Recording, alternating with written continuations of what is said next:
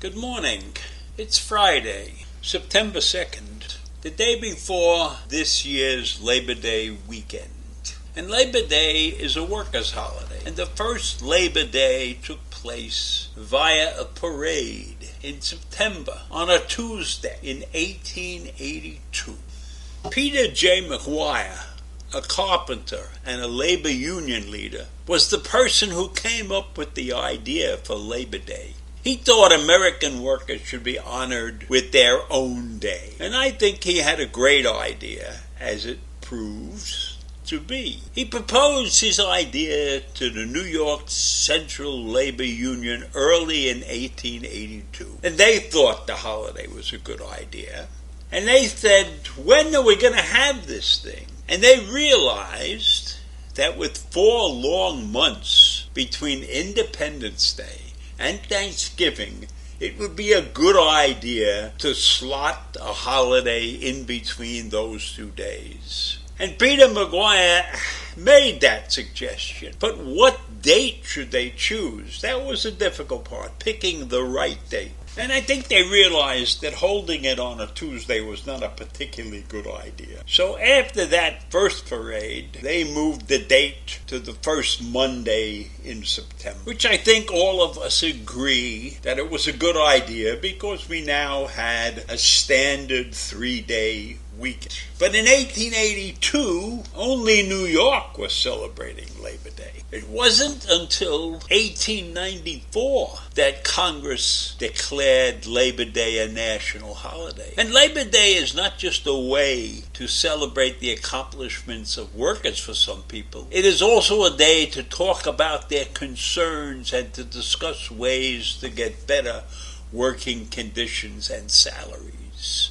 At least that was a thinking process in the 1890s. I don't know what we think about nowadays on Labor Day, except that we look forward to this final 3-day weekend of the summer. And that's a good thing. That's a very good thing, because it gives many people an opportunity to visit relatives who may live far away, or just to gather everybody in the backyard and have a barbecue. I used to run barbecues sometimes on Labor Day. Go out and get clams and things like that, and we would have fun in the backyard, eating clams and having hamburgers. But there was a lot of history associated with the rise of Labor Day. And some of that history is not very good. In fact, we would call it downright evil in some cases. A major event that I'm referencing here is the Pullman Railroad strike, which took place in June of 1894 and lasted for a month or so. That strike severely disrupted rail traffic in the Midwest, and the federal government for the first time used an injunction to break the strike. In the middle of the crisis, on June 28th, Grover Cleveland, our president, and Congress created a national holiday, Labor Day. This act was really a conciliatory gesture to the labor movement in this country, because the Pullman strike had struck a terrible note on the evils of business. So I think we have to look at what led up to the Pullman strike.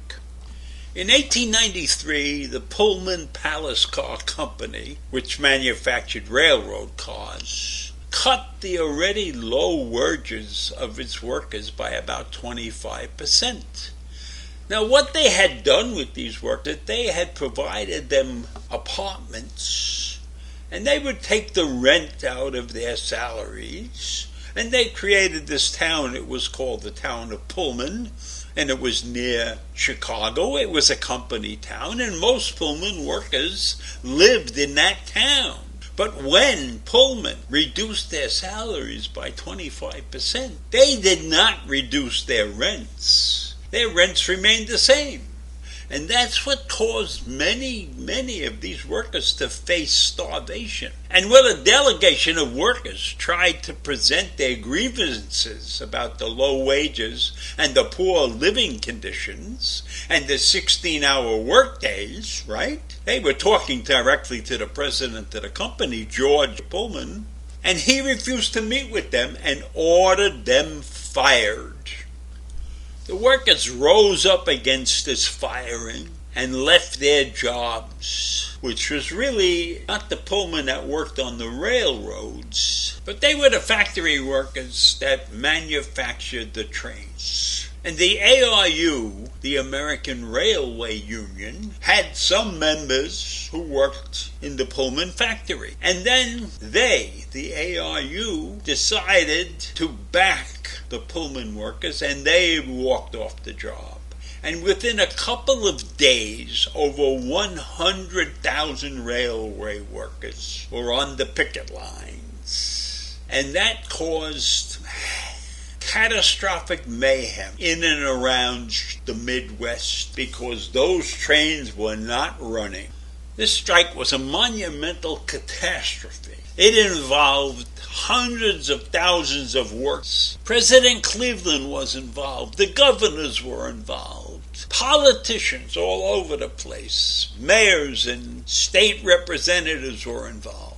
It involved the local police, the National Guard, the state police, and all kinds of officials were involved. And people were killed, and railway cars were turned over and pushed off the tracks. So we had physical damage, and we had human damage in the melee that went on around this strike. And when you look back on this, the only good thing that came out of this strike was the creation of Labor Day, because this strike caused many in the country to look down upon unions.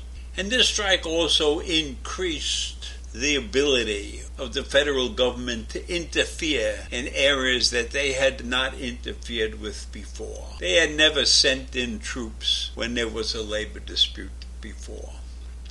So, all in all, the strike was a disaster for the workers and a disaster for the area around Chicago until they got it all straightened out. Because farmers suffered, they couldn't get their goods to market. Other people suffered. It was not a good thing. So I guess Labor Day, while it became a national holiday and one that we all love to celebrate, if we really look at this closely, it should serve as a reminder of some of the bad things that have gone on in this country. And we should recognize the fact that many businesses treat their employees poorly. And that is probably still going on. And also we should take a look at the unions which have fallen by the wayside. This used to be a much larger unionized country than it is right now. So I leave you with those thoughts. And have a great Labor Day weekend. Bye.